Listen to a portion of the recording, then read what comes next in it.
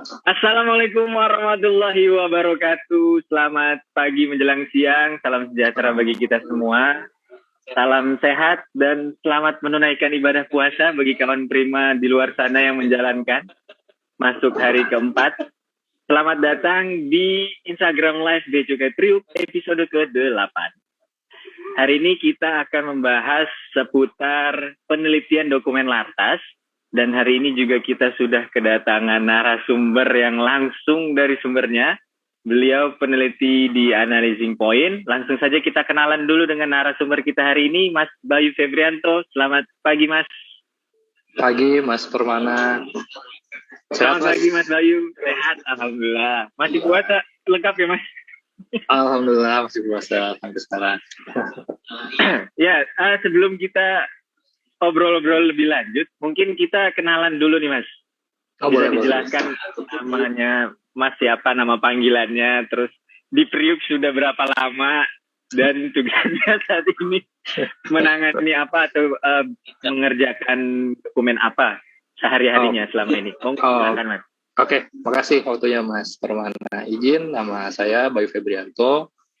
Saya di Tanjung Priuk ini sekarang ada di bagian Analyzing Point impor dan ekspor. Karena kebetulan sekarang tugas saya kebetulan di pemeriksa pertama Bea Cukai, di fungsional di bagian intelijen, itu ditempatkannya di Analyzing Point. Saya di Analyzing Point ini udah baru 1 tahun lah, dari bulan April tahun kemarin. Ya, baru 1 tahun. 1 tahun baru kan ya. Oh, siap. Iya.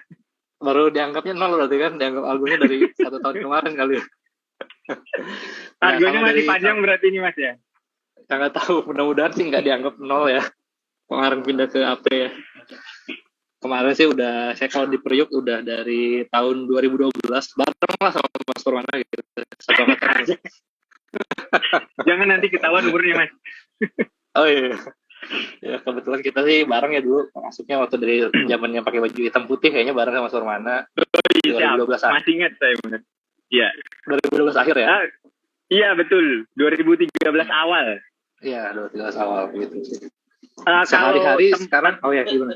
Oh iya, tugasnya dulu Mas, tugasnya belum dijelasin tadi. Kalau sehari-hari sekarang saya kerjaannya ya itu tadi meneliti dokumen Analyzing Point ya, maksudnya dokumen PIB yang aju PIB yang terkena Lartas, yang kebetulan Lartasnya flag 1, jadi masuk ke petugas Analyzing Point. Nah, mungkin sehari-hari sih saya bekerjanya itu aja. Untuk impor dan ekspor. Impor dan ekspor ya? Ya. Nah, tadi ada flag 1 nanti kita bahas ya, Mas. Itu flag itu apa artinya gitu ya? Mungkin untuk pendahuluan pemanasan dulu nih. Banyak di luar sana mungkin kawan prima yang masih belum paham. Ini hari ini tuh kita bahas Lartas. Lartas itu apa sih, Mas? Ini barang apa gitu? Bisa dijelaskan singkat mungkin. Boleh. Jadi sebenarnya barang Lartas itu kalau kita ngomong secara umum, barang impor tuh bisa dikategorikan menjadi 3 barang lah. Misalnya barang yang bebas impor, barang yang dibatasi impornya, sama barang yang dilarang impornya. Contohnya kalau barang yang tidak bebas impornya ya maksudnya macam-macam sih, banyak yang memang tidak memerlukan izin nih, dia tidak perlu izin. Kalau barang yang dibatasi impornya itu kayak contohnya besi baja. Untuk besi baja itu jelas kan ada perizinannya untuk bahan obat, terus kemudian ada alkes, kemudian ada misalnya kayak kembang api, dia perlu izin dari Polri, itu dibatasi. Itu kenapa sih ada yang ada tujuan dari pembatasan dan dilarang impor ini? Karena pada dasarnya itu yang namanya kepabeanan itu adalah, kalau kita baca pada undang-undang ya, kepabeanan itu adalah segala sesuatu yang mengatur lalu lintas barang, dan pengawasan itu ada di kita. Nah, kenapa sih ada barang-barang yang dibatasi atau dilarang itu? Kan karena salah satu tujuan fungsi utama Bea Cukai itu, kalau kita ngomongin fungsi utama BC ya, itu kita kan ngomongin ada trade facilitation, ada industrial assistance, ada revenue collector, ada community protector. Nah, kita ngambil peran di community protector ini nih, salah satunya. Kita kan melindungi masyarakat lah dari serbuan barang-barang impor yang menurut mungkin dari pemegang kebijakan bahwa itu bisa mengganggu kepentingan umum, bisa kita mengganggu kepentingan umum, bisa mengganggu keselamatan manusia, bisa juga membahayakan bagi industri dalam negeri, bisa juga bisa mengganggu neraca perdagangan. Contohnya kayak uang tunai nih, kalau misalnya uang tunainya terlalu banyak masuk atau seperti apa, nanti kan bisa mengganggu neraca perdagangan kita, termasuk juga mungkin kita menghindari dari praktek money laundry dan sebagainya. Jadi intinya sih segitu. Nah, untuk kita bisa tahu barangnya itu dibatasi apa enggak, kalau simpelnya sih, kalau buat yang awam-awam itu kita buka websitenya INTR ya, yang INSW-NTR itu kita masukin. Ya, betul. Nanti di INSW-NTR itu kita bisa cek tuh. Misalnya kita mau impor apa, kita cek HSCode-nya apa, di situ bisa kelihatan itu kena lartas apa enggak. Itu aja sih. Paling simpelnya sih gitu. Simpel tapi panjang nih, agak. Oh iya. Iya. Lumayan panjang. Nah, ini supaya clear aja nih untuk kawan prima di luar sana. Berarti yang menerbitkan peraturan lartas itu bukan bea cukai ya, Mas ya? Bukan. Kita ini hanya sebagai ibaratnya yang diberi mandat untuk mengawasi, iya. Ya, betul. Dari pelaksanaan peraturan tersebut. Berarti yang menerbitkan peraturan itu dari kementerian atau lembaga yang terkait ya? Betul. Oke, baik. Ini sepertinya banyak juga, lumayan banyak nih fansnya Mas Bayu. Mantap Pak Bayu ya. Nih, jangan cuma mantap-mantap aja. Silakan kalau mau nanya bisa ditulis langsung kawan prima di kolom live komen ya. Kami silakan, nanti saya tanyakan ke beliaunya. Nah, kalau tadi sudah bahas lartas, sekarang komoditinya deh Mas. Yang terkena lartas itu mungkin nggak usah yang terlalu detail banget. Sekitar seputaran apa gitu barang-barang yang terkena lartas? Ya, yang paling kita ngomongin yang paling sering masuk ke petugas API aja dulu ya. Iya boleh. Yang paling sering. Yang paling sering masuk ke petugas analis simpon itu yang pasti satu besi baja dan turunannya. Itu paling sering tuh kayak misalnya pipa besi, atau misalnya kayak plat, atau misalnya kitchenware, produk turunan itu misalnya kitchenware segala macam, itu paling sering itu masuk ke petugas analis poin. Terus kemudian kita bicara tentang obat dan bahan obat, itu masuk juga petugas analis poin. Lalu kadang juga alkes, itu yang komoditi yang paling sering itu masuk seperti itu, alkes. Misalnya kayak banyak yang nyangkut tuh kayak misalnya untuk botol susu segala macam, walaupun memang barangnya bukan itu tapi nyangkutnya ke botol susu HS-nya, jadi masuk ke petugas AP. Gitu. Terus kalau misalnya yang nggak masuk ke AP sih banyak, kayak misalnya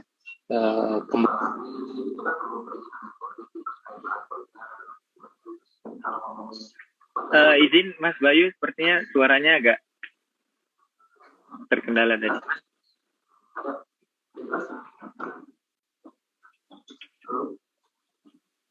Suaranya agak pelan, Mas.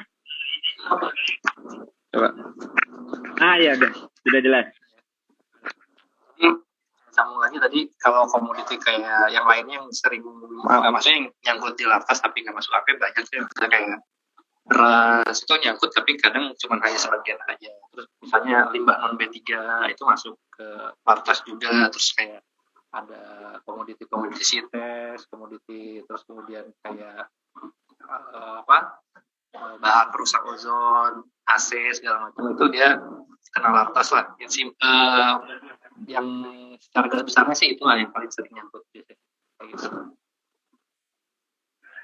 Iya baik, makasih Mas, ini sudah ada mulai pertanyaan yang masuk, tapi kita tahan dulu ya. Tadi kita sudah bahas barangnya tuh, barang yang terkena lartas. Sekarang petugasnya. Tadi sudah sempat dibahas, ada kata-kata analyzing point. Nah, analyzing point ini apa Mas? Bisa dijelaskan mungkin?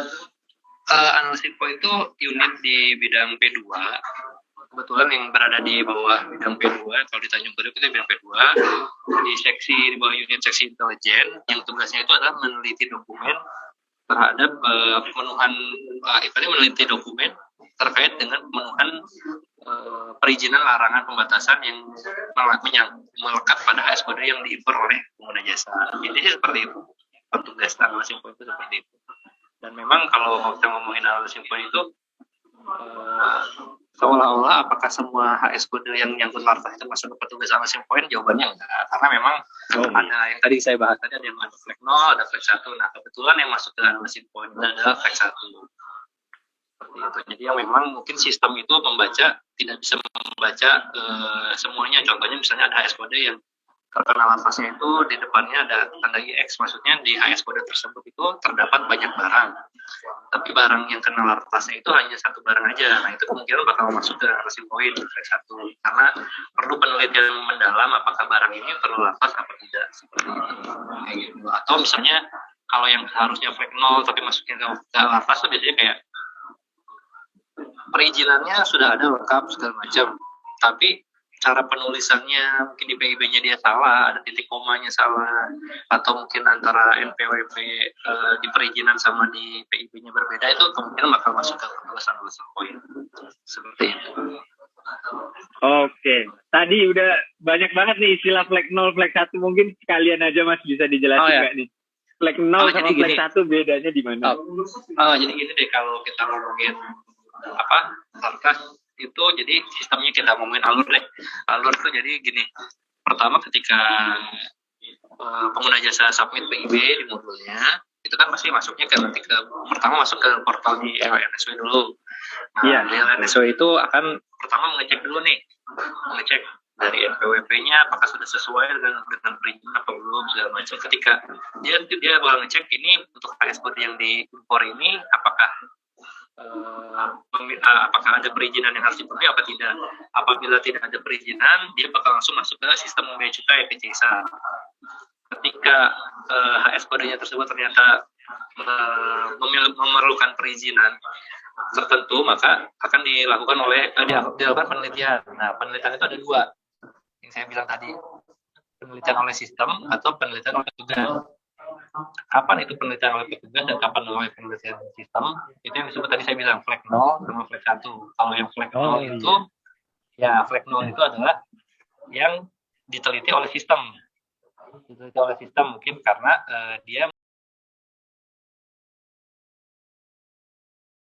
membacanya dari HS kode importir yang terdaftar di perizinan dengan di PIB sudah sesuai, kemudian NPWP-nya sudah sesuai, HS kodenya sesuai, indikator-indikator di perizinan sudah sesuai, beberapa banyak yang sudah flag 0.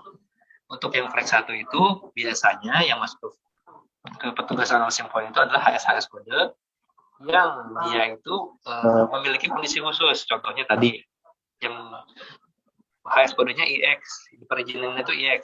Jadi dia ketika IX itu ada banyak barang yang perlu perizinan hanya satu barang aja.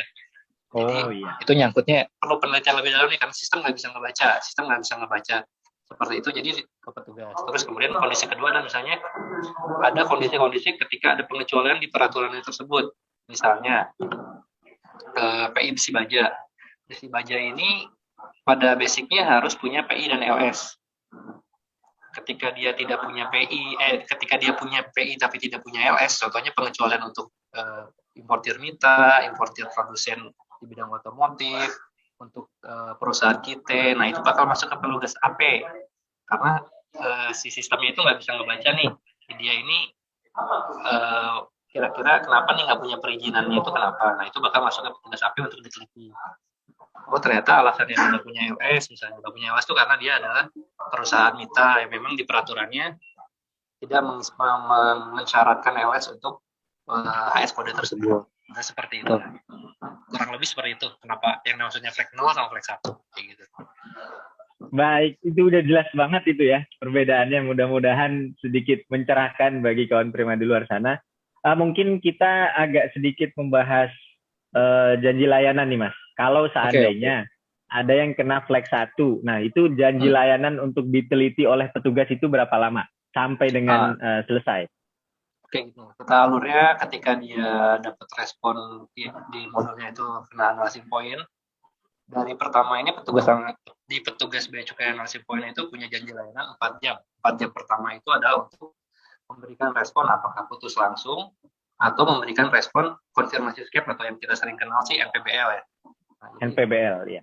Ya, jadi petugas analysis point itu punya waktu 4 jam untuk memutuskan apakah dia bisa putus atau diperlukan konfirmasi NPBL tersebut. Ketika dia diterbitkan NPBL, itu pengguna jasa diharapkan untuk mensubmit dokumen perizinan yang dipersyaratkan oleh petugas atau informasi yang dipersyaratkan oleh petugas untuk disubmit via SLIM.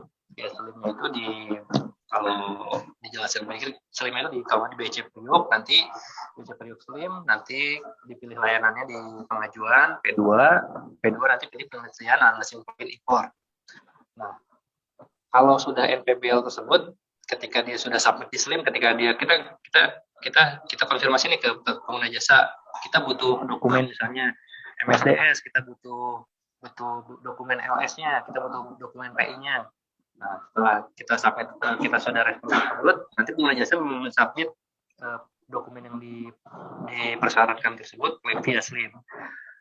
Waktunya setelah ketika pengguna jasa sudah mensubmit di Slim tersebut adalah waktunya janji layanannya 7 jam. 7 jam. 7 jam sejak dokumen tersebut sudah diterima via Slim secara lengkap, sudah nyampe di petugas AP impor, itu 7 jam harus sudah ada keputusan apakah dokumennya bisa diputus atau perizinannya tersebut masih diperlukan informasi atau mungkin bahkan di reject, maksudnya di reject itu di reject Slimnya ya. Kalau secara di INSW-nya sendiri itu kita nggak reject dulu. Terus kalau ada yang bertanya lagi nih misalnya, Mas, misalnya kita udah dapat respon NPBL, tapi si pengguna jasa ini tidak submit terus si dokumen yang dipersyaratkan ini via Slim. Nah itu ada waktunya juga tuh secara sistem. Nanti secara sistem itu dia bakal terreject otomatis oleh sistem setelah 3 hari. Setelah 3 hari reject otomatis ya Mas? Iya betul, 3 hari setelah dia submit itu nanti dia bakal sejak ajunya itu nanti dia bakal reject otomatis. Nanti keterangannya biasanya konfirmasi setiap yang itu tidak dikirimkan melebihi jangka waktu yang ditetapkan seperti itu. Nanti responnya sih seperti itu. Gitu Mas Permana. Kira-kira luar biasa, lengkap banget nih nanyanya, janji layanan dijelasinnya alur dari awal sampai akhir. Lengkap. Mungkin kita beranjak ke pertanyaan yang sudah masuk dulu ya Mas. Banyak nih, seru nih kayaknya nih pembahasan hari ini. Yang pertama dari Azizah _Mangostin, izin bertanya, kalau caranya tahu barang impor masuk kategori barang yang dilartas bagaimana? Mungkin websitenya saja dijelaskan ya tadi ya Mas? Oh ya, saya takut salah nyebut website ini.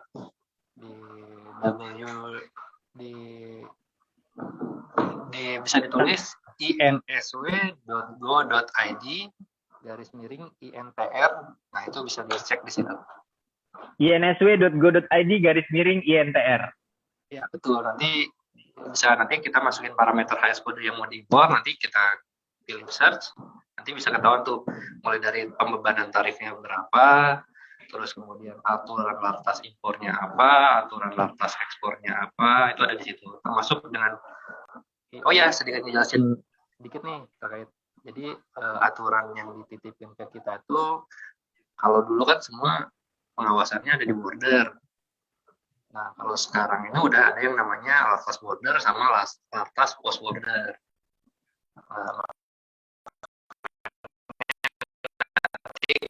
Di bawahnya tarif preferensi biasanya ada regulasi itu. Nah, ada regulasinya yang tata niaga border. Nanti di bawahnya kalau memang ada tata niaga post border itu ada di situ. Nah, untuk teman-teman AP sendiri, kita fokusnya yang di border karena bea cukai diberi mandatnya. Ya, kita hanya dimandatkan untuk yang border saja seperti itu. Dan di sistem INSW pun tidak akan nge-flag ke kita gitu. Kalau misalnya ada HS yang terkena post border, kira-kira seperti itu. Nah, di situsnya tadi insw.go.id _INTR. _INTR. Saya juga takut lupa kalau slim bcpriuk.net _slim 3.0. Oh iya. Untuk pengajuan layanannya. Ya. Karena tadi sudah dibahas alur melalui slim ya Mas. Dan itu hanya berlaku di Bea Cukai Priuk ya? Iya, betul. Kalau di kantor lain mungkin ada aplikasi yang lain mungkin ya Mas Firman. Iya, mungkin beda-beda gitu. Nanti takutnya digeneralisir berlaku secara nasional, bukan ya? Baik, ini masih ada lagi pertanyaan dari @Rian Tresna. Izin bertanya, barang kimia kena lartas pada INSW PI B3 dengan cas number pada INSW dan MSDS. Apakah kita tetap wajib urus PI B3-nya? Oh ya, jadi gini, di Permenak yang baru itu kan udah ada aturan, maksudnya dia jelaskan HS kode mana saja yang perlu PI, yang tidak perlu PI, dan terkait dengan barang kimia memang parameternya adalah cas number-nya. Makanya ketika ada barang kimia, petugas analysis point itu pasti bakal mengecek di cas number-nya dulu dan kesesuaian antara cas number dengan HS kodenya.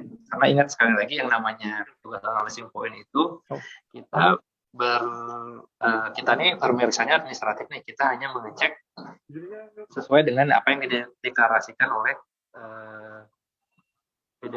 oleh pengguna jasa. Ketika HS kodenya match dengan uraian barang dan sesuai dengan uraian barangnya, nanti misalnya kayak barang kimia itu kan ada cas number-nya. Mas, izin. Ya. Zoom-nya bermasalah di koneksi sebentar ya, Mas. Lagi diperbaiki. Oh, udah. Oh iya. Bisa dilanjut mungkin dari ulang tadi. Ya, mohon maaf kawan Prima, tadi ada sedikit kendala teknis. Kita ulang tadi pertanyaan dari Rian Tresna ya, terkait dengan PIB 3 untuk barang kimia. Monggo silakan Mas. B3 itu adanya di KLHK gitu. Perizinan itu registrasi B3 itu ada di KLHK. KLHK B3 itu dia memang ada cas number tertentu yang memang diwajibkan untuk memiliki B3. Jadi ketika ada barang kimia yang cas number-nya memang tercantum dalam aturan dan memang uraian barangnya sesuai, itu diperlukan perizinan tersebut. Untuk B3 itu memang diperlukan perizinan. Dan kata kuncinya adalah substance. Jadi substance itu kalau B3 itu kan ada, kalau mungkin yang teman-teman kimia lebih paham, tapi sepahaman saya itu kayak barang kimia itu ada yang substance, ada yang mixture. Kalau yang mixture itu dia ada campuran beberapa bahan jadi satu barang kimia. Nah, kalau yang diperlukan izin terkait B3 itu memang yang substance. Yang memang dia itu kandungannya murni hanya zat itu saja. Nah, memang parameternya ada di cas number. Ketika cas number-nya nyangkut di perizinan B3, memang harus diregistrasikan di B3-nya. Kalau mengenai B3 ya, B3. Kalau ada lagi nanti B2. Kalau B2 itu memang yang atur di Kementerian Perdagangan yang kemarin sempat ada rampung juga terkait perdagangan ini, karena ada aturan barunya yang sebelumnya tidak dipersyaratkan importer berdasar dari importer produsen, itu jadi ada di aturan baru, dan itu memang sedikit banyak kendala lah terkait dengan aturan. Dan itu pun sama, parameternya ada di cas number dari barang kimia yang akan diimpor nanti. Gitu. Mungkin gitu sih Mas Firman. Oh, iya. Semoga menjawab tadi pertanyaan dari Rian Tresna. Kita lanjut ke pertanyaan berikutnya di @all_inur. Untuk lartas post border, apakah boleh dimasukkan dulu barangnya, baru diurus perizinannya setelah diterima barangnya? Nah, untuk kasus seperti ini gimana nih Mas solusinya nih? Ini kita maksudnya ada peraturan di perdagangan itu memang kalau kita baca itu memang perizinan itu harus dimiliki untuk saya mengenai perdagangan, perizinan itu harus dimiliki sebelum barang itu sampai. Memang kalau untuk yang perdagangan setahu saya itu perizinan itu harus dimiliki sebelum barang itu sampai. Jadi walaupun post border ada beberapa perizinan yang memang dia itu harus diurus dulu sebelum barangnya nyampe. Contohnya di perdagangan tadi ada post border ya. Tapi kalau misalnya kayak makanan, setahu saya kayak makanan terus kayak itu ada beberapa yang memang dia itu bisa diurus setelah barangnya sampai sini. Karena memang, tapi kalau terkait dengan apakah itu bakal jadi concern kita apa tidak, secara wewenang itu bukan di wewenangnya dari memang kita memang seperti tadi kita dimandatkannya hanya untuk terkait dengan pengawasan bordernya saja. Jadi ketika apakah nanti ada HSPD yang post border dia tidak memiliki izin itu apakah akan bermasalah nantinya? Kalau secara kepabeannya mungkin sama saja kalau secara kepabean ini. Tapi nanti apakah dari kementerian terkait akan mempermasalahkannya? Nah itu mungkin bisa dilanjutkan nanti dipertanyakan ke instansi terkait. Kalau setahu saya kayak di perdagangan itu ada BPKPR, atau itu bisa mengecek terkait kualitas barang yang impor, apakah memiliki perizinan prosedurnya atau tidak. Tersebut itu ya seperti itu aja. Tapi pada dasarnya tergantung dari peraturannya sendiri, instansinya tersebut. Ada yang memperbolehkan, ada yang tidak.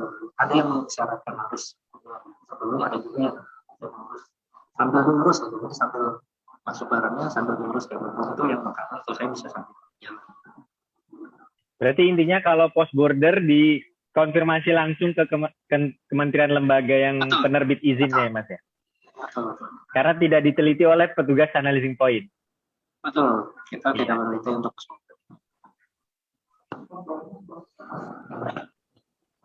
Selanjutnya ada pertanyaan dari @kidos77. Ini mungkin bukan terkait impor tapi bukan terlalu teknis. Izin bertanya, pelanggaran seperti apa yang biasa ditemukan saat aktivitas ekspor dari Indonesia ke luar negeri? Mungkin terkait perizinannya ya, Mas? Boleh dijawab nih ekspor atau impor nih? Sedikit aja mungkin. Impor. Ini jenis pelanggarannya aja. Terkait ekspor. Kesalahan mungkin ya.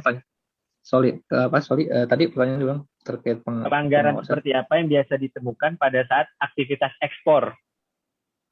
Mungkin dari sisi penelitian dokumen perizinannya, Mas. Dalam hal itu terkena lartas ekspor gitu. Oke. Kalau misalnya yang biasanya bermasalah itu mungkin jumlah jenis barang perizinan tidak sesuai dengan yang diberitahukan pada PEB, kita ngomongin ekspor ya. Misalnya kuotanya berapa, yang diekspor berapa.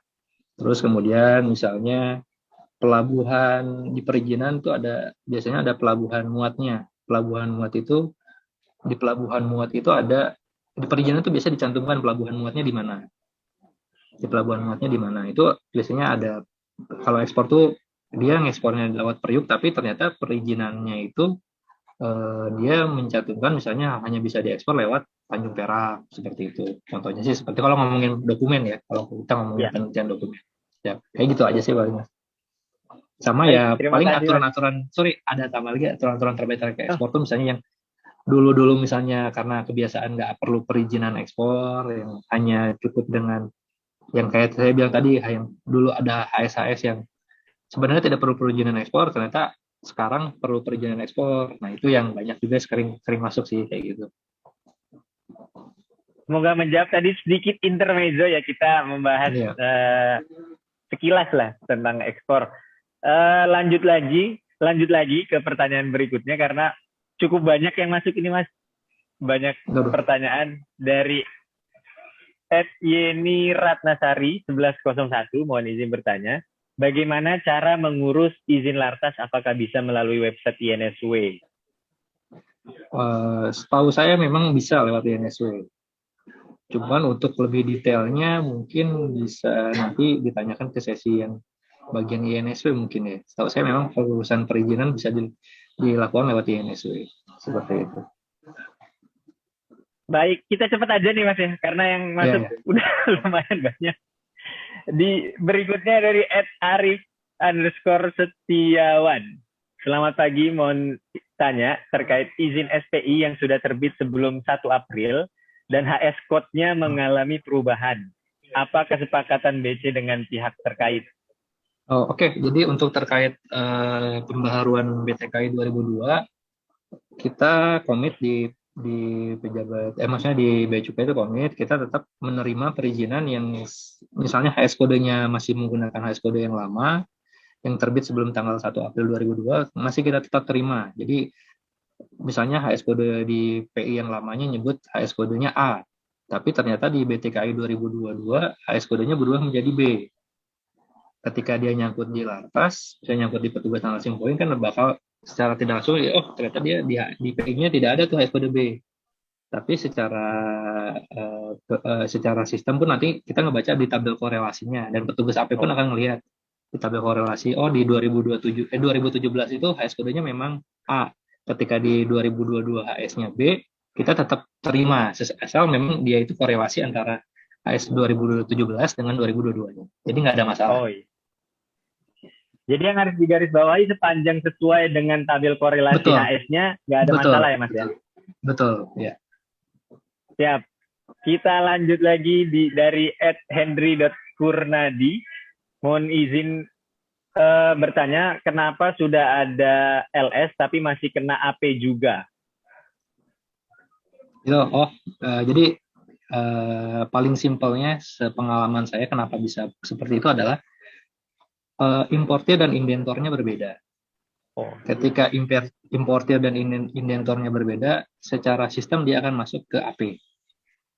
Simpelnya sih itu. Yang lain-lainnya itu bisa sudah cukup jelas, sesuai. itu simpel tapi jelas, Mas. Ya paling sih gitu. Tapi yang lain-lainnya biasanya kalau ada kesalahan penulisan atau mungkin ada salah titik koma biasanya masuk ke AP kayak gitu. Tapi yang defaultnya yang indentor dan importirnya berbeda itu pasti masuk ke AP. Baik, langsung ini ada pertanyaan lagi dari @azizah_mangostin. Rutin ini kayaknya nanyanya nih. Kalau seandainya importir tidak tahu barang itu termasuk kategori lartas dan sudah terlanjur melakukan transaksi impor, apa efeknya? Efeknya simpelnya direekspor. Harus direekspor atau dipenuhi perizinannya kalau peraturannya memungkinkan. Kalau tidak, kalau misalnya satu party barang, misalnya satu kontainer terdiri dari beberapa barang, hanya satu barang saja yang, misalnya ada 10 barang nih, yang terkena lartas, cuma ada 2 barang misalnya, ada 2 barang, yang 8 barangnya gimana nih? Apakah harus kita ekspor juga atau seperti apa? Di kita juga ada namanya pelayanan pengeluaran barang sebagian sebelum PIB. Itu jadi nanti untuk barang-barang yang tidak terkena lartas itu bisa dilanjutkan prosesnya sampai nanti SPPB keluar dari TPS. Nah, untuk barang yang tidak memiliki perizinan lartasnya nanti kita lakukan proses penegahan seperti itu. Tapi kalau misal defaultnya kalau tidak perizinan ya sesuai dengan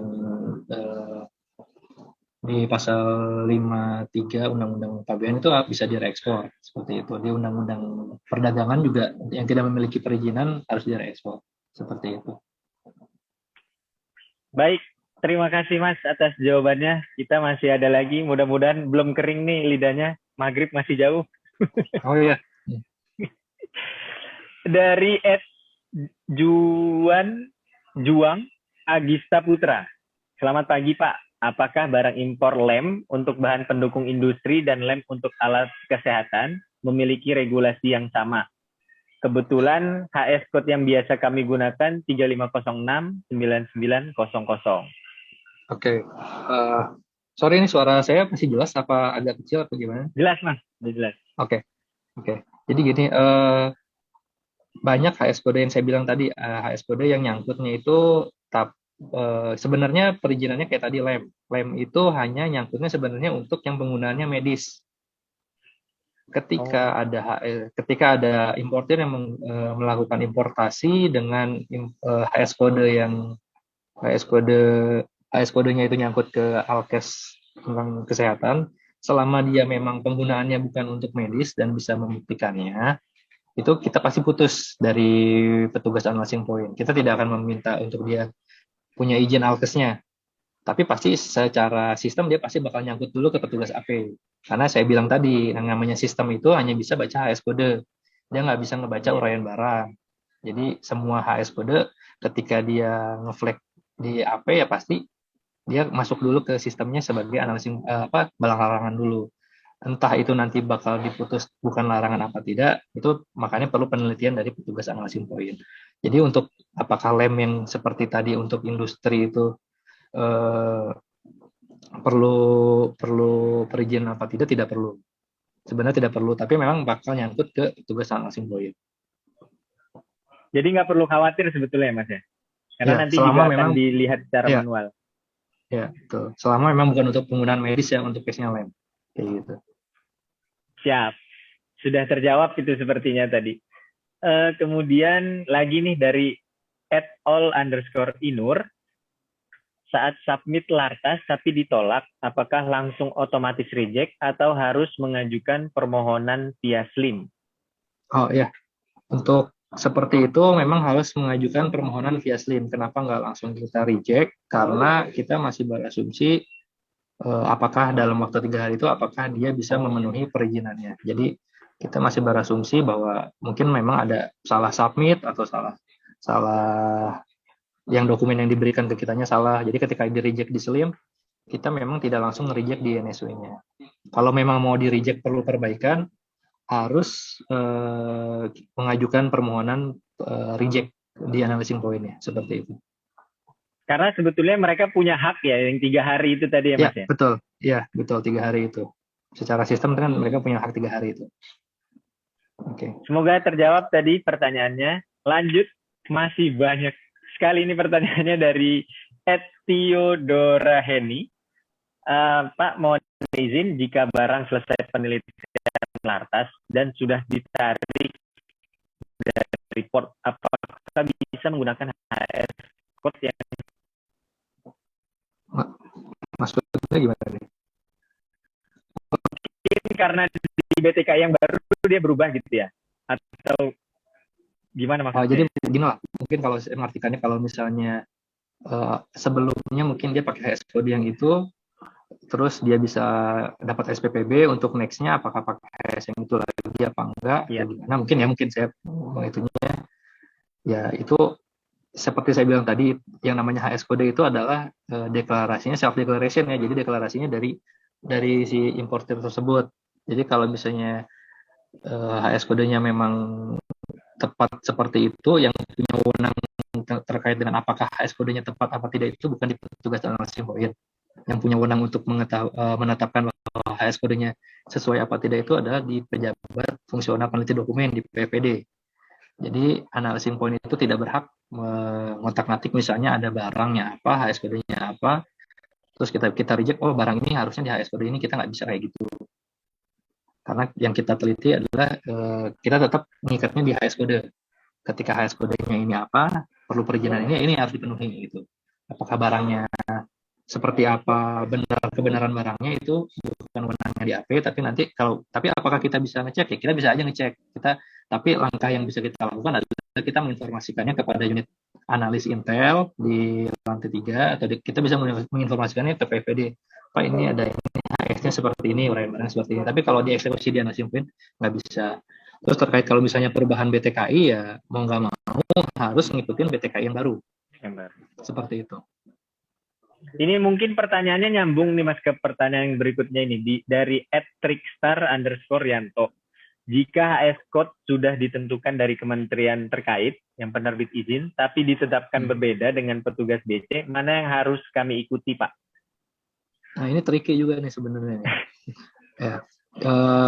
Kalau sepengalaman saya itu, setahu saya yang punya kewenangan untuk menetapkan HS memang tetap dari Bea Cukai. Iya.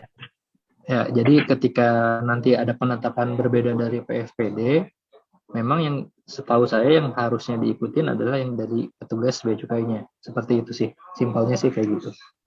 Karena yang saya bilang tadi, nanti ketika saya bilang tadi ketika ada importir mengimpor barang dengan HS kode tertentu, REN barang tertentu, secara perizinan dia sudah lengkap, sudah sesuai, terus ketika dokumen sudah masuk ke sistem Bea Cukai, diteliti oleh PVD, nanti apakah nanti sesuai HS kodenya apa itu nanti kewenangan dari PVD nih. Nanti ketika PVD bilang, oh ternyata untuk barang ini HS kodenya nggak sesuai, nah itu memang ada kewenangan di PVD. Nah, apakah nanti implikasinya terhadap perizinannya seperti apa? Setahu saya yaitu harus mengikuti dari pejabat Bea Cukainya. Seperti itu. Baik, lanjut lagi nih ke pertanyaan berikutnya dari @toykrean_. Jika dilihat dari HS code 3401 3000 terdapat lartas border PKRT dan post border SKI. Tapi jika dilihat lartas border PKRT-nya untuk produk antiseptik, mungkin ada komentarnya Mas. Ya, jadi seperti saya bilang tadi, pokoknya yang nyangkut ke kita itu adalah HS kode yang border. Dan HS kode yang border itu bisa, misalnya HS kodenya apa, nyangkutnya itu ada spesifikasi khususnya. Misalnya kayak tadi PKRT. PKRT itu adalah misalnya kalau tadi bilang itu untuk antiseptik, harus mengandung antiseptik. Ketika tidak perlu antiseptik, itu nanti perizinannya BPOM. Biasanya seperti itu. Nah, jadi memang yang kita teliti ketika dia tidak mengandung antiseptik, memang dia tidak dipersyaratkan untuk punya PKRT-nya. Jadi pasti kita putus. Seperti itu. Sama halnya kayak tadi, kayak misalnya yang tadi lem lah. Intinya case simpelnya sama kayak tadi lem. dia nyangkutnya di lem untuk kebutuhan medis. Ketika dia memang bukan untuk keperluan medis, ya pasti kita putus. Seperti itu. Baik, terima kasih Mas. Ini masih banyak banget pertanyaan yang masuk ya. Mungkin sedikit diulangi lagi Mas, karena masih ada beberapa pertanyaan yang mengenai itu. Tadi yang untuk mengecek HS code bisa diulang websitenya Mas? Apakah terkena lantas border atau post border? Di insw.go.id /INTR. INTR.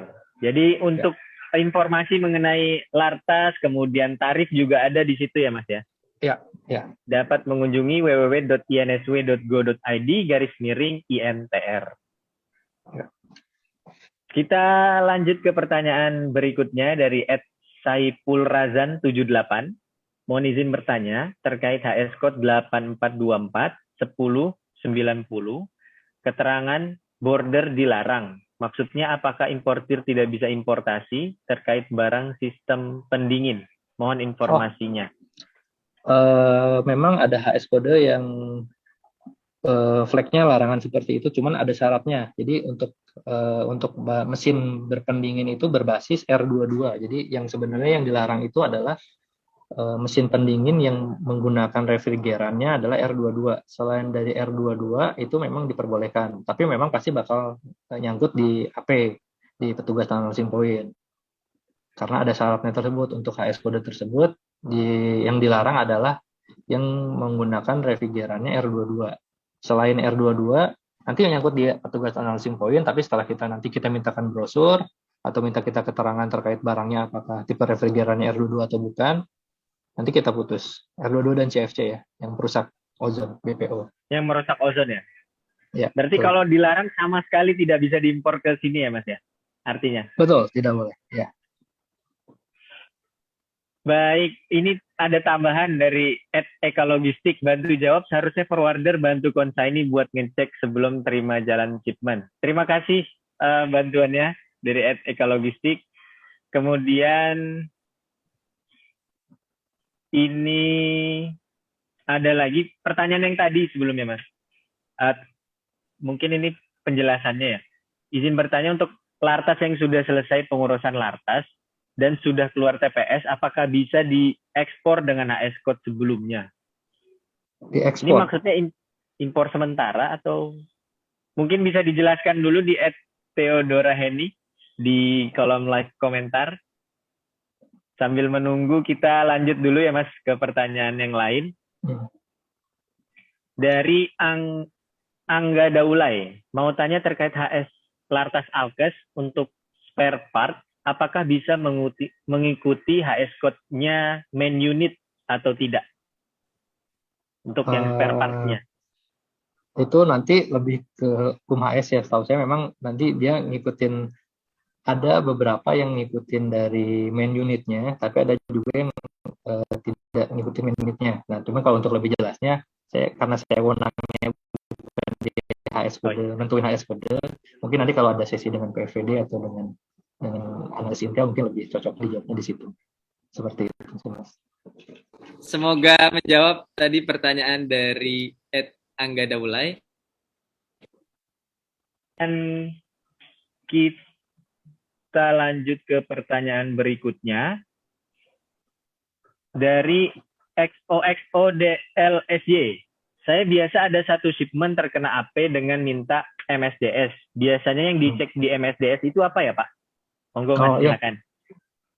Yang saya bilang tadi, MSDS itu kebutuhan kita terkait MSDS itu terkait dengan kandungan barang berbahayanya atau hazard. Kalau di MSDS itu biasanya ada di poin 3 di komposisi barang berbahayanya. Yang kita cek di situ pertama adalah apakah bahan kimia tersebut merupakan mixture atau apakah mixture atau substance. Kalau memang dia mixture nanti kandungannya apa, kalau substance kandungannya apa. Dan key point-nya yang kita cek adalah dari CAS number-nya. CAS number yang tertera di MSDS-nya tersebut. Apakah sesuai dengan peraturan yang nyangkut di perizinannya apa tidak. Karena banyak HS yang memang atas HS tersebut terdiri dari berbagai macam barang kimia yang terkena lartasnya mungkin hanya sebagian saja. Nah, kita ngeceknya itu dari MSDS, yang kita lihat adalah CAS number-nya dari barang tersebut apa. Itu aja.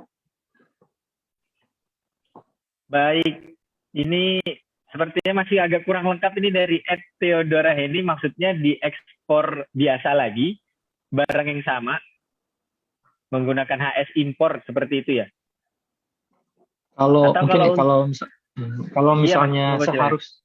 seharusnya yang barang itu, karena kan kalau kita cek di nswintr.go.id itu memang kita nggak ngebedain itu impor apa ekspor ya. Yang Iya. namanya HS kode itu berlaku universal ya. Jadi ketika dia digunakan untuk impor barangnya apa, HS kodenya itu ya seharusnya ekspornya pun barangnya itu. Kalau memang sesuai dengan penetapan PVD seperti itu. Jadi yang nggak seharusnya tidak ada perbedaan antara HS kode impor dan ekspor. Karena HS kodenya ya cuma itu aja gitu. Semoga terjawab dari Ed Theodora Henny. Dan juga hari ini kita memberikan 2 hadiah menarik untuk 2 penanya beruntung. Jadi silakan jika ada masih yang ingin ditanyakan, silakan dapat dituliskan di kolom live komentar. Mungkin tadi ada beberapa yang terlewat pertanyaannya ya Mas. Nah ini dari Ed Karolula. Mohon izin bertanya, kalau respon PIB sudah SPPB, apakah kami wajib submit dokumen via Slim, Pak? Tidak perlu. Kalau apa nih, slimnya slim KAP apa enggak nih? Kalau slim KAP ya nggak perlu. Karena sebetulnya ketika udah SPPB itu AP udah lewat ya? Udah pasti Betul, clear ya yang Mas? saya bilang. Ya, mungkin maksudnya itu dia itu tetap ketika dia submit PIB, dia dapat respon analyzing point. Nah, tadi yang saya bilang, ketika analyzing point itu petugas AP punya waktu 4 jam untuk memutuskan apakah kita perlu respon NPBL apa tidak. Ketika dia tidak perlu respon NPBL, itu dia pasti akan langsung kita putus dan langsung masuk ke sistem kita. Apakah nanti dia kena jalur merah, jalur hijau, maupun jalur kuning. Nah, kalau misalnya udah SPPB, berarti step di analyzing point-nya sudah clear. Jadi tidak perlu mengajukan slim lagi terkait analyzing point-nya, terkait lartasnya. Baik, terima kasih. Kita masih menunggu mungkin 2 pertanyaan lagi ya Mas ya? Oh, boleh. Sudah ada yang masuk ini. Namun sebelumnya saya mengingatkan kembali bahwa untuk mengecek informasi mengenai HS Code dapat dipantau atau masuk ke dalam website www.insw.go.id/INTR India Nano Tango Romeo. Nanti informasi mengenai HS Code-nya termasuk tarif dan juga lartasnya dapat ditemui di situ. Dan juga untuk pengajuan layanan yang melalui Slim dapat melalui bcpriuk.net/slim 3.0 khusus layanan yang melalui Bea Cukai Priuk. Nah ini ada lagi pertanyaan berikutnya dari @Hendry Kurniawan 27. Bagaimana jika HS Code yang baru di BTKI 2022 tidak tercantum pada PI besi baja yang sudah terbit terlebih dahulu dan barang sudah siap untuk transfer dokumen? Terima kasih. Mungkin tadi sudah sempat terjawab tapi nggak apa-apa diulangi lagi Mas. Jadi untuk perizinan yang terbit sebelum tanggal 1 April yang masih menggunakan BTKI 2017 itu kita masih menerima, jadi tidak ada masalah. Walaupun nanti di HS kode yang barunya tidak terdapat, di PI-nya tidak terdapat HS kode yang barunya, itu tetap kita terima karena kita bakal mengecek dari tabel korelasi selama HS kode yang di perizinan adalah memang sesuai korelasinya dengan HS kode baru di tahun 2022-nya. Jadi tidak ada masalah, nggak apa-apa gitu. Seperti itu. Yang penting sesuai di tabel korelasi HS-nya ya Mas Betul, ya? betul sesuai tabel korelasinya. Ya. Kemudian ada lagi pertanyaan dari @ID_Pamungkas mau tanya, apabila sudah memiliki COA, apakah bisa mewakili HS dalam satu barang tersebut? Oh, gini. Apakah sudah punya COA? Ya, maksudnya gini, kalau HS kode itu memang deklarasi dari si pengguna jasa. Terkait dengan COA itu memang beberapa barang kita mintain COA-nya, itu terakhir kita pengen tahu kandungannya apa. Misalnya di MSDS tidak cukup, kita lihat di COA-nya. Kayak misalnya ada kandungan kandungan misalnya yang nyangkut itu misalnya kandungan karantina ikan, biasanya snack-snack yang mengandung ikan, apakah dia mengandung ikan apa tidak. Biasanya kita lihat sewanya. Terus kalau kita dia bilang kalau misalnya pengguna jasa bertanya apakah dengan sewa bisa menjadi acuan untuk menjadi HS kode, bisa-bisa aja, tapi tetap keputusan itu ada di PFPD terkait HS kode. Yang namanya kita pengguna jasa, kita hanya melakukan self declaration. Nanti keputusan tentang HS kodenya sesuai apa tidak itu memang ada di pejabat fungsional pemerintah dokumen seperti itu. Baik, terima kasih Mas atas jawabannya. Mungkin ini masih ada beberapa lagi. Semoga waktunya cukup untuk menjawab. Berikutnya dari Diana_MGWT. Selamat siang Pak, mohon izin bertanya untuk surat penolakan SKI Badan POM apakah masih berlaku? Terima kasih. Oh iya, jadi kalau sampai saat ini sih selama masih kita terima selama memang barang yang diimpor tersebut memang tidak mempersyaratkan. Contohnya kayak yang tadi, kayak yang diimpor itu adalah misalnya HS kodenya nyangkut di bahan obat ataupun obat, tapi ternyata penggunaannya memang bukan untuk bahan obat dan obat. Itu kita tetap terima seperti itu penolakannya dari BPOM. Baik, terima kasih Mas. Berikutnya dari @abushofi418. Mohon izin, apabila border terkena lartas satu instansi saja, sedangkan di pos border banyak terkena lartas dari beberapa instansi, apakah izinnya bisa dari satu instansi? Mungkin bisa dijelaskan lagi Mas, ini yang diteliti lartas yang mana nih? Nah, kalau kita tetap itu adalah bordernya. Kalau terkait dengan post bordernya itu memang kita nggak terkait. Tapi kalau seumpama ada HS yang nyangkutnya dari beberapa perizinan, satu HS itu memerlukan beberapa perizinan yang memang kita harus lihat dulu di peraturannya apakah yang dipersyaratkan itu contoh simpelnya kayak BPOM itu biasanya nyangkut dia di BPOM sama di Alkes, bisa di kesehatan ataupun di BPOM dan nyangkutnya di Alkes ataupun BPOM nyangkutnya juga di obat hewan, bisa seperti itu. Salah satunya aja nih, nanti ketika memang penggunaannya dia untuk manusia, pasti yang dibutuhkan adalah izin dari BPOM-nya, bukan dari pertanian, seperti itu. Tapi HS kodenya biasanya nyangkutnya di dua instansi nih, biasanya kayak atau HS kode misalnya vitamin C absorbik, tergantung dari penggunaannya. Dia nyangkutnya memang di BPOM sama untuk kepentingan untuk obat hewan dari pertanian. Tapi memang kalau sudah punya satu izin itu biasanya menggugurkan untuk izin yang lain karena BPOM itu penggunaannya untuk manusia, sedangkan yang satu lagi perizinan di pertanian itu memang penggunaannya untuk hewan. Jadi kan nggak mungkin di mixkan nih. Jadi bisa ada kondisi seperti itu bisa jadi. Ya, paling bisa. Tapi bisa juga kayak yang satu kondisi memang perlu perizinan dua-duanya. Misalnya dia perlu karantina juga, tapi dia juga perlu PI-nya kayak gitu. Contohnya kayak livestock, tanaman gitu kan dia perlu karantina, tapi dia ada PI-nya juga seperti itu.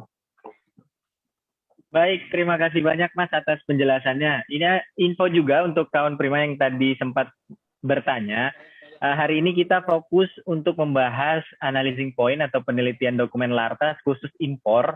Jadi kalau ada pertanyaan di luar itu, silakan dapat berkonsultasi langsung melalui bit.ly/chat BC Priuk, live chat kami 24 jam, ataupun dapat berkonsultasi melalui call center di 1500225. Kalau ada info atau masukan, Pak, minggu depan temanya ini dong, silakan DM Instagram kami aja di @beacukai_priuk. Jangan lupa follow dan like postingan ini nanti. Mungkin bisa diulangi lagi karena waktunya tinggal sedikit, Mas. Janji layanan dari penelitian analyzing point bisa diulangi sekali lagi, Mas. Mulai dari dokumen atau mendapat respon. Oke, kita dari awal aja ya. Misalnya dari awal itu ketika submit dokumen AJU PIB nyangkut dapat respon analyzing point, itu janji layanan kita pertama adalah 4 jam untuk mendapat respon pertama. Apakah 4 jam itu apakah nanti langsung putus, apakah dia mendapatkan respon NPBL atau konfirmasi SCAP lartasnya. Itu waktunya 4 jam untuk mendapatkan respon pertama.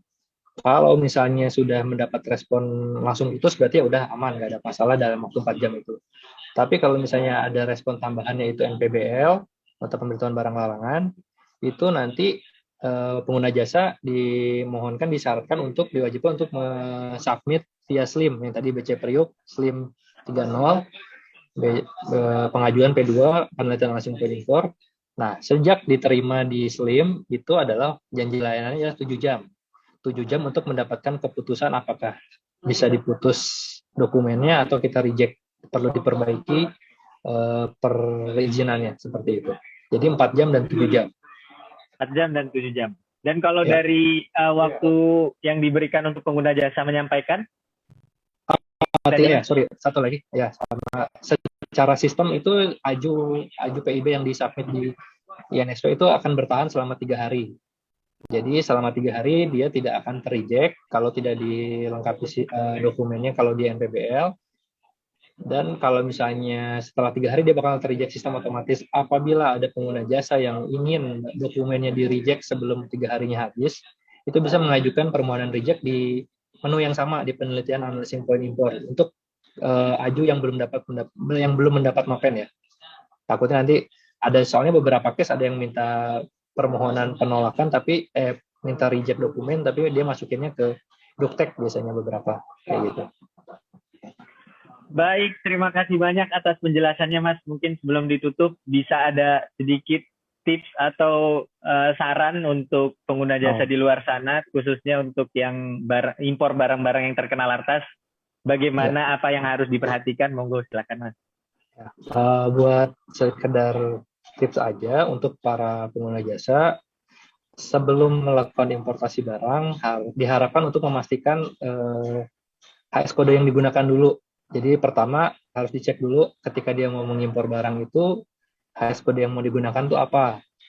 Jangan sampai nanti salah memilih HS kode. Pertama itu. Kalau misalnya perlu referensi HS kodenya seperti apa, mungkin bisa ke BKLI bisa Mas, atau harus ke teknis pusat di BKLI bisa. Nanti ada PKSI namanya Mas kalau HS code. Iya. Ya, di pusat berarti ya minta ke teknis berarti ya.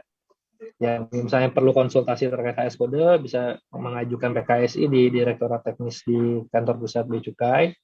Pertama HS kodenya ketika sudah merasa yakin dengan HS kode yang digunakan, kemudian cek di NSW tadi, nsw.go.id /NTR, kita masukkan HS kode yang mau kita gunakan, kita pastikan perizinannya apa aja yang diperlukan. Perizinan yang diperlukan, ketika barangnya tidak perlu perizinan, berarti monggo langsung diimpor aja. Ketika barangnya ada nyangkut perizinan, ya mohon dilengkapi dulu izinnya sebelum barang sampai.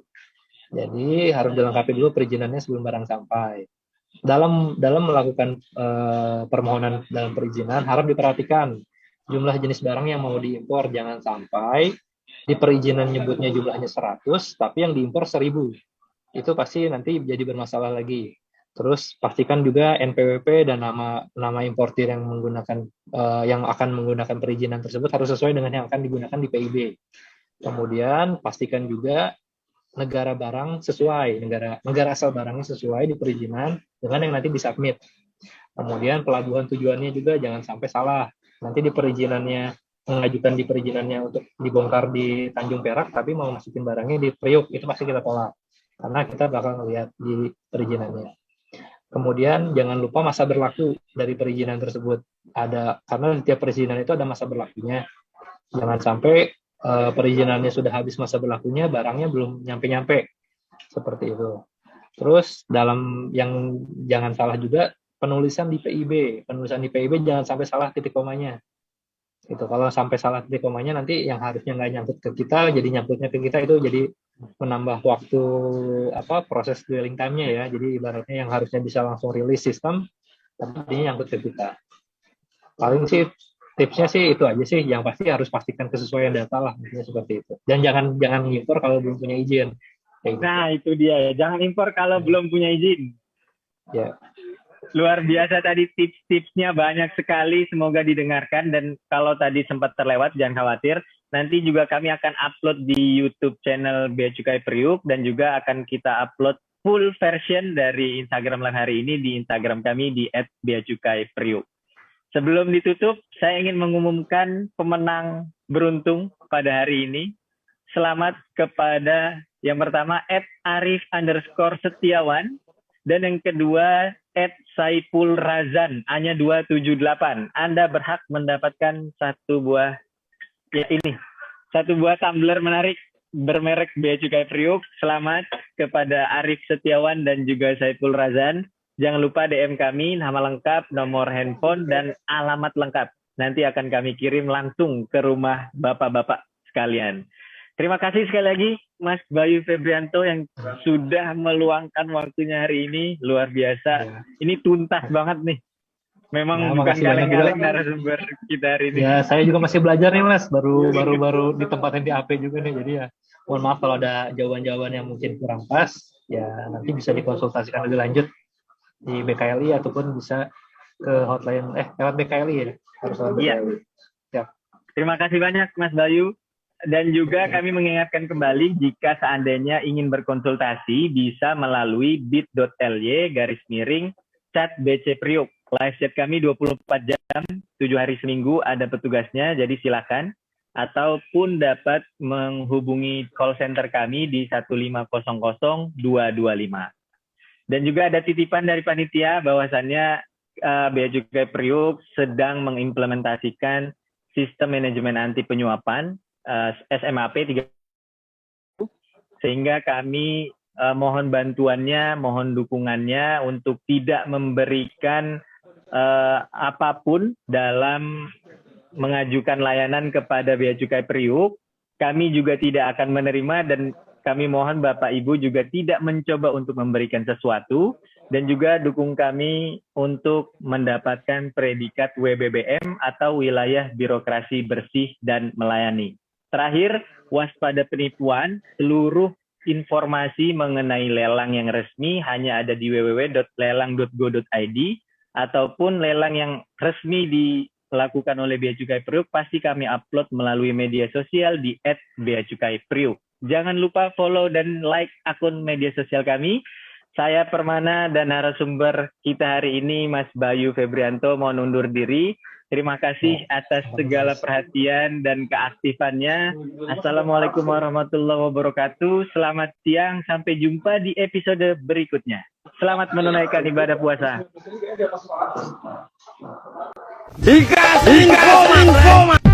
Halo kawan Prima, mau ngasih info penipuan mengatasnamakan Bea Cukai. Kali ini modus penipuan lelang barang ekspor. Oh, 222. Harus selalu waspada ya dengan tawaran-tawaran menggiurkan. Modus pelaku biasanya menawarkan melalui beberapa saluran, diantaranya media sosial, WhatsApp group, atau SMS berantai dengan embel-embel barang sitaan atau barang lelang Bea Cukai agar calon korban semakin tergiur.